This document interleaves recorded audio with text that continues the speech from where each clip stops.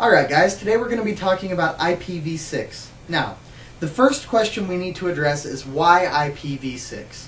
So, we will start with some of the issues we have with IPv4. The biggest one, in fact.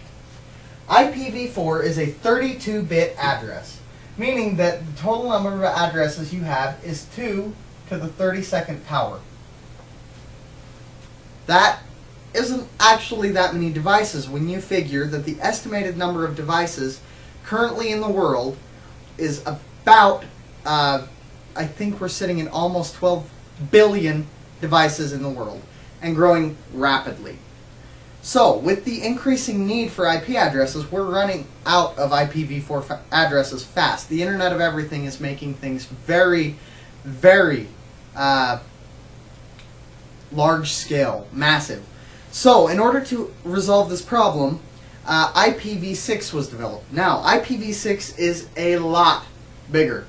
IPv6 is a 128-bit address, meaning that the total addresses you have are 2 to the 128th power. This is an incredibly large number. It's bigger than I can remember a name for. It's huge. So, the reason why is primarily to give everybody their own IP address so we don't exhaust a pool that's running low. Now, let's start into how IPv6 is written. IPv6 is written in a 32 hexadecimal value notation. So, how it's written is it's still written in 4 values. It's written in 4 values per section. So you're going to have 8 sections.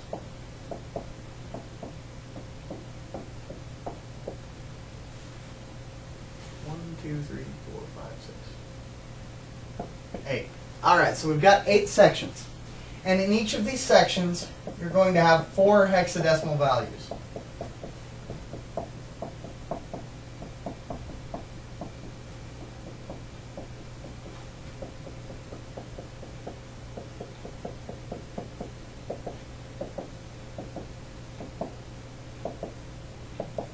Alright. So, a hexadecimal value, of course, we're using a notation called base 16. So instead of using base 2, which is binary, or base 10, which is decimal, we're going bigger than that. Base 16. That means that we have 16 values. We've got 0, 1, 2, 3, 4, 5, 6, 7, 8, 9. And then we have A, B, C, D, E, and F. Totaling of 16 values, or base 16. Hexadecimal. Meaning we have hex, or 6 letters, and then the decimal system. So, A is equal to 11, B is equal to, A is equal to 10, B is equal to 11, C is equal to 12, D is 13, E is 14, and E is 14, and F is 15. So, this is going to be how you write an IPv6 address. So let's take a look at an actual IPv6 address. We could have a FE60 colon 012E colon FA72 colon BCDF colon 1279 colon 0017 1, 2, 3, 4, 5, 6 colon EEA6 colon 1201. That would be an IPv6 address. It's an incredibly long address and hard to remember. Now, IPv6, because they're so long, you wouldn't want to write out this entire thing, especially if there's a lot of redundant zeros. So we implemented something called compression. Now, what compression is it's the ability to take out what we call the leading zeros and push them together into one chunk so that we can basically shorten out what we're writing. So let's take an IP address, for example, 001A, 000F, 07AB, 77AB, 8CDF, 7654, ACDF, 0000. So we're going to take this address and compress it down.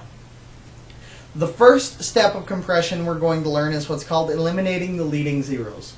So, a leading zero is anything in one of these sets of 4 that's at the front end. These zeros that are at the front end are what we call leading zeros.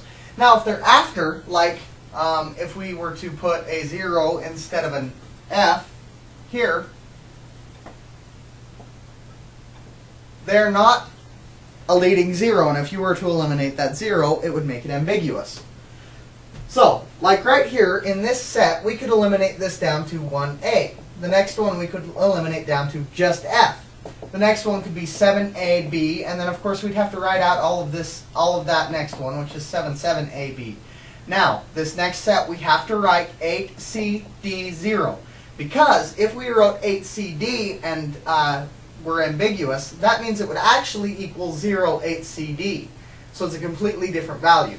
So you have to write that 0 because it is not a leading 0. It's not in front. And then you've got 7654, ACDF, and then you can write 0 here. Alright.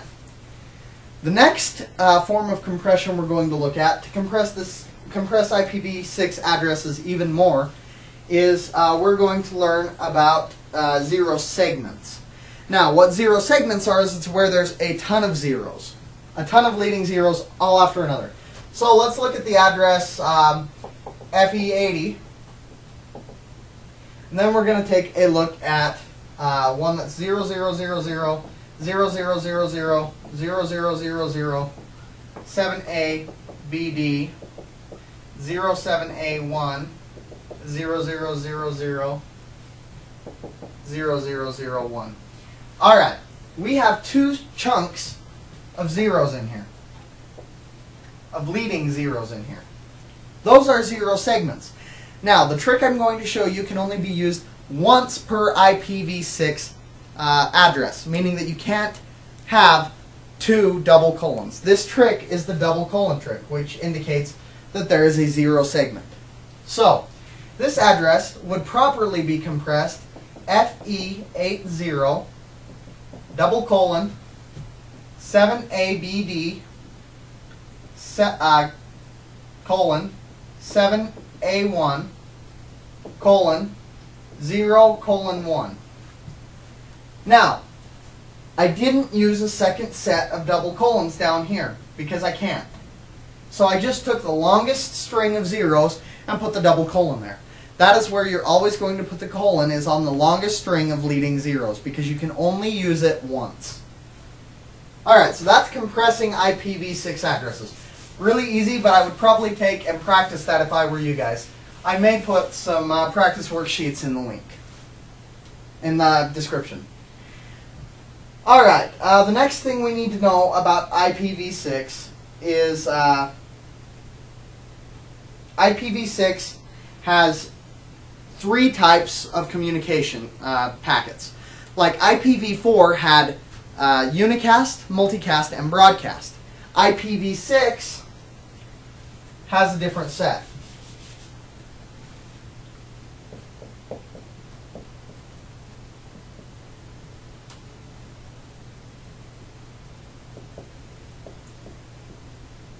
IPv6 has unicast, which works the same way as IPv4 unicast. Then it's got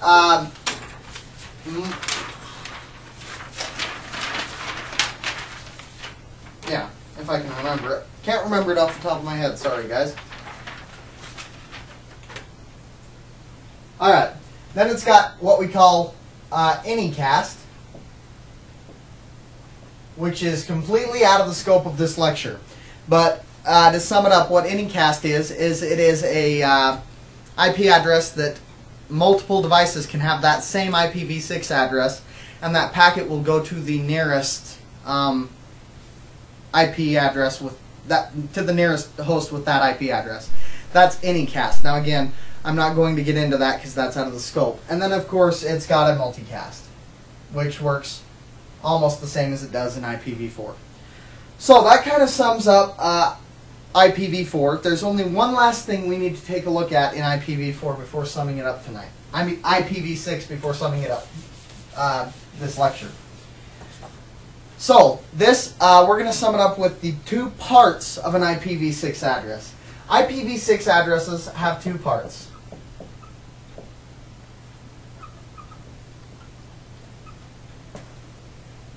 The first part is what we call the prefix.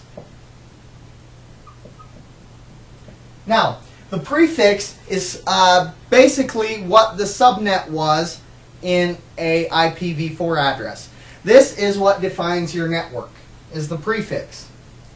Then you've got what's called the interface ID.